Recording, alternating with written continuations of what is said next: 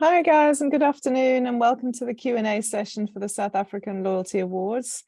I can see there's a couple of you online, so I'm going to start and go through a couple of slides, and then as people join the call, I just need to fiddle around in the Zoom settings to allow you to talk with your questions and answers. But in the meantime, if you like, please pop the question in the Q&A box, and we can pick it up from there. But I'll repeat that in a moment when I see more participants joining the call. So let's get straight into it and start with a few things that might cover a lot of the broader questions. So the agenda for today is to remind everyone about important dates and specific entry form requirements. And there's a breakdown of 4 subparts of those requirements. So the important dates for the South African Loyalty Awards 2023 is the closing date for entries is around the corner. It is next week, so 31st of May. We have been reminding the whole industry on a regular basis that is approaching. And then payments for the entries are due a couple of weeks later. That gives everyone time to get invoices processed. We then, as the Truth team who administer the Loyalty Awards, spend a few weeks organizing, checking, triple checking, asking for more clarity if we need it from entries, and organizing the entries to send to the judges and making sure there's no conflict of interest. We then do remote judging with our panel of 12 judges in July.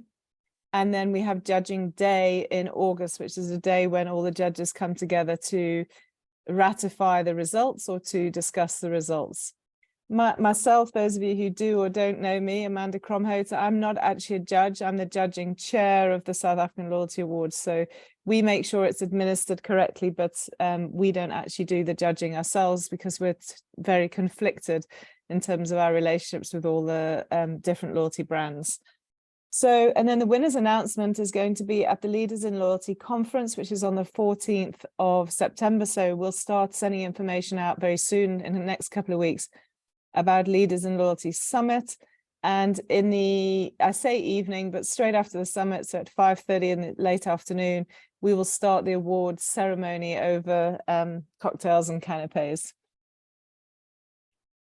So I'm just checking now in terms of individuals who have joined since I started. So I see there's a couple more have joined since I started. So if you've got questions, please pop them in the Q&A box. I'm just running through a couple of slides. What I'm going to do as we see new folks joining, I'm just now clicking on allowing to talk. So you all have permission to talk. What's quite important there for me is that you keep yourself on mute until I ask anyone if they've got any particular questions. Okay, sorry, the slides have jumped around a little bit. So the requirements sorry, there we go. Let me get right back to the right place. So in terms of clearer requirements and some changes for 2023, we have introduced very specific KPI requests, and I think I expect most of the questions to be about that. So I'll go through those a little bit and then we'll answer any specific questions. We have made sure that there's, when we say category specific here, we mean that, for example, some of the KPIs we ask of the FS category might be different from retail, might be different from hospitality. So that's what we mean by the different category specific KPIs or category specific customer value criteria for like on like comparisons. So those 2 particular points are the bits that are very new for this year and force entries to be very clear so we can make like for like comparisons, or the judges can make like for like comparisons. There are very clearly stipulated dates for the entries, so I'll take you through those now. So you see category 1 to 10. If I just highlight with my laser pen now, categories 1 to 10, which are the best program of the year for particular categories, that must have been in the markets before February 2022. So the entries for this year's Loyalty Awards opened in February 2023, so we need to make sure it's 12 months prior to that. Category 11 is a brand new category, which is the program with the biggest impact on behavior of South Africans. So it doesn't have to be a sort of perfect fit in the box loyalty program, but a program that changes the behavior of South Africans. And that has to be in the marketplace changing behavior for over 12 months. And then you'll see for categories 12 and 13 that are either a newcomer, a brand new program, or a completely relaunched program. They must have been in the marketplace since February 2022. So that's less than 12 months from the date that we opened the entry criteria to enter for 2023. So that's category 12 and 13. And then category 14, which is the best long-term program. This is for 5 years or more, and that is aligned now to international standards, where some of you may know I'm a judge on the International Loyalty Awards. We had this debate quite recently on the judging day for the International Loyalty Awards, where we confirmed that 5 years is a good measure for the long-term sort of longevity of a program. We require you, please, to sign a declaration. So you'll see here there's a little bit more information than we've had in the past. So that is, I hereby declare that all evidence submitted is 100% factual, and further evidence can be requested by the judges if required. And if there's any falsely provided information, it obviously leads to immediate disqualification at the discretion of the judging panel. And then we also ask you to sign that you've read the small print, and the small print is really accessible online. Lots of information in there, and it's important that you read it, and that you give us permission to use the logo we ask you to submit and a winning paragraph we ask you to submit. That is so that we don't have to go back to everybody later down in the process to get that information before the awards are announced. So as you'll see on the entry forms, you'll see a winning paragraph box here where my cursor is, and then an executive summary. And then we have the parts that I expect most of the questions are going to be about. So the commercial benefits, which are the KPIs effectively, which are listed here, and I'm just going to come to those in a moment. And then the second question is enhanced value for customers. Again, you might need clarity over some of this. The reason I expect there to be questions on that is we've already received a couple of questions. That's okay. This is the first time we've been so particular about what needs to be submitted. And you'll see here at the top of the entry form, there are 5 boxes to complete. So this is box 1, the KPIs, box 2, enhanced value, box 3, the broader customer strategy approach. So what I really want to see there for the judges to be able to judge this is, how does your data inform other parts of your business to drive a strategic agenda for the customer, not just the loyalty promotions and so on. Then we want you to explain how your customer experience is frictionless, like how good is your customer experience? Does your loyalty program make it easy, or is it multi-channel, or is it difficult and clunky and full of hurdles? And then last but not least, a box to say, hey, show us what you're doing that's innovative. Like, we want to see innovation. But innovation on its own doesn't necessarily drive a winning program. So that's why it's part of those 5 questions. So let's take a quick look at the KPIs that we've asked you to submit. So we asked for the number of members, and then the percentage of activity, and the generic measurement of activity is active over 12 months. So if there's 1 transaction or 1 redemption in 12 months, typically a member is deemed active. In retail terms, percentage of turnover and sales that is attributable to loyalty. So many of the big retailers, I can see that a couple of you are online as well. You know, I see Clicks and Discount often talking about X percentage of their sales are through the loyalty program. That's what we're looking for in this KPI. Redemption rate of points. So there is, of all the points issued, we see X percent redeemed. We do see sometimes redemption rates measured in monthly terms. So we haven't been that specific here, whether it's in a monthly basis or over all points, because different companies measure that in different ways. Total value received per active member. So if you have a program, for example, that gives away points that add up to R1 million, I'm just making numbers up, and then you give away a percentage discount at point of sale, that's another R1 million. And then you have partners in the program that can quantify, they've given R1 million out, that's R3 million given away for the program. And if you've got 3 million members, for argument's sake, the calculation is simple, it's R1 per member. Churn rate over the 12 months is a percentage of members. So if you're seeing 10% of your members leave and need to be replaced, or 20% or 30%, that's what we're looking for there. Incremental sales, this is, we've written in brackets at the end of this, if measurable. This is a lot harder to measure. Some companies can, some can't. So if before the loyalty program, your organization had 100 million rands worth of sales, and now you've implemented the loyalty program, you can now measure that it's 110 million, and that's not taking into account new store openings, or I'm talking retail here more than non-retail, but new store openings or inflation. That is business as usual, but it's over and above that. What are the incremental sales attributable to the loyalty program? Now, the last couple of questions are more aligned to financial services. So a lot of the previous questions are also for financial services, but number of products held by loyalty member versus non-loyalty member. So a lot of the banks report on this, that loyalty customer holds 4.2 products, whereas the non-loyalty customer maybe holds 2.1 products on average. Those numbers are made up, by the way, I'm just expressing it. And then average tenure of loyalty member versus non-loyalty member.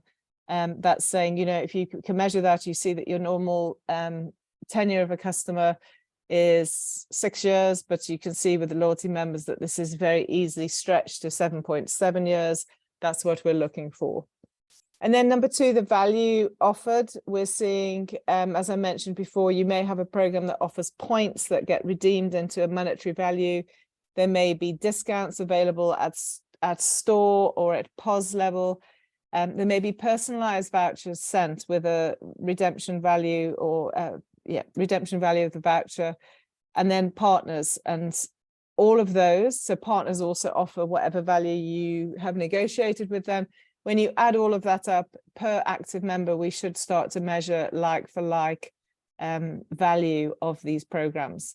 So what we're trying to avoid here is brands saying, but we give away 1 million rands, but actually if you've got 10 million customers, that's not a lot per member. Just because you're a big organization, you might not be offering a lot of value back to the customer. That isn't the only thing that gets measured, obviously, because margins are taken into account. If you're a grocery retailer, you don't have margins maybe like a financial services or telco organization. Forgive me, sorry, I'm just going, these are the dates again, so that's just repeating the dates. So I've been through those. And then in summary, please do read the small print. I mentioned it's available in the on the website. It's a click through from a couple of places. It's really important, and I can tell often when this has been skipped just because of how the entry is being submitted. Please understand the declaration and then sign it. If you don't understand it, please email us and let us know, and ask any questions. And then the specific details as per the entry form, what I've just been through.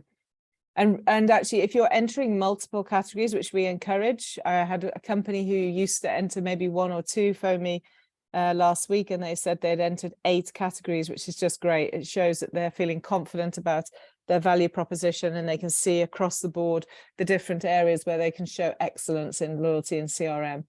If you are entering multiple categories, please be aware that different entry forms have different questions, and the judges are not the same judge for every entry form. So if you are entering, say, category 1, 7, and 12, it wouldn't be 1, 7, and 12, but let's 1, 12, and 20 for argument's sake.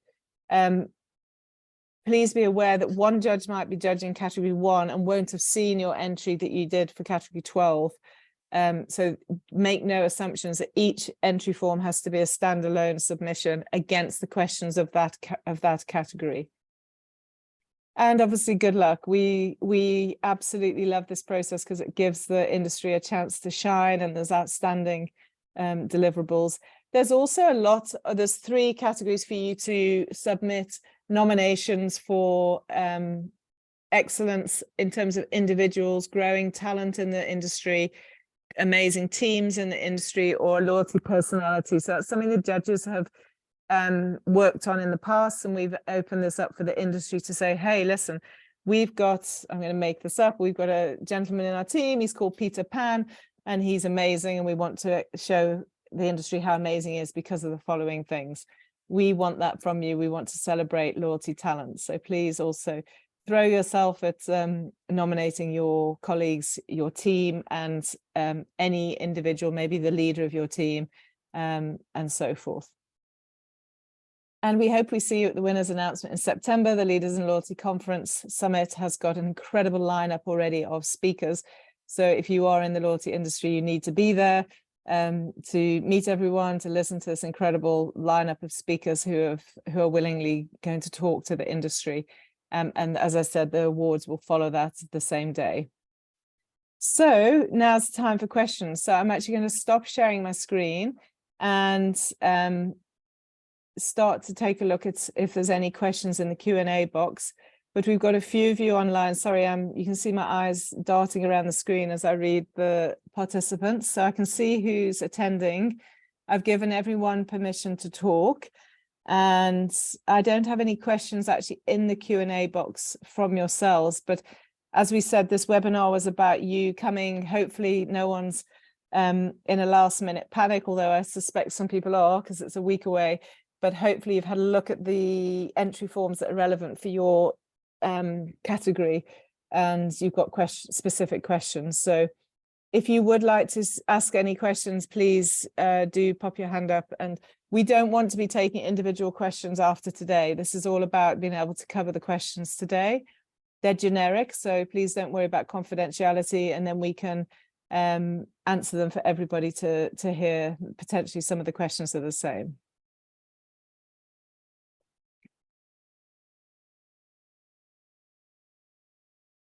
I don't want to call anyone out by name because that's not fair, but I can see who's online. If you do have any questions, I'll just wait. Wave at me with your digital hand, or you all have permission to talk, so you can unmute and ask the question.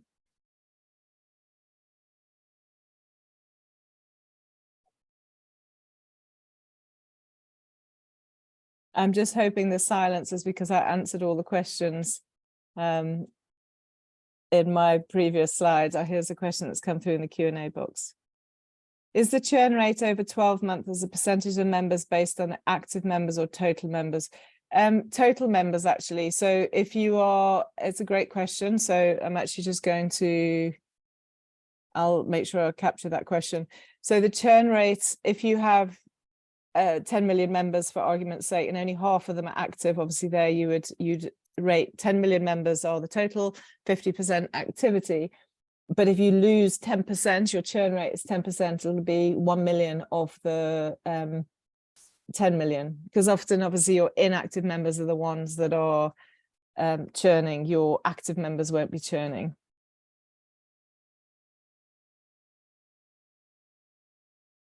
That was a great question. Thank you.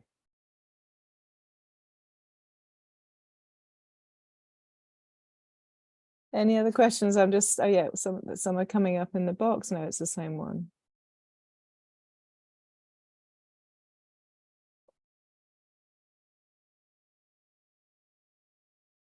Okay, guys, I can't see any other questions coming through. Please do quickly shout at me if you have anything you want to, ask before we terminate this very short. It was a short webinar. It wasn't really a webinar, it's a Q&A session, and I just wanted to make sure I'd gone through the key criteria, which I've done. But it really was for anyone to ask us any questions that they're struggling with, because we're clear that we feel very passionately that asking such clear KPIs and customer value questions should allow us to manage the judging process much better, knowing the questions the judges have to answer. I see there's another question. No other questions from me. Okay. All right. Thank you so much for giving up your time, and please get your entries in. We can't wait to receive them. Lots of interest from lots of great companies. So we can't wait to A, receive the entries, B, look at the brilliance that's out there, and C, to administer the judging process for the judges to make their decisions. Thanks, everybody.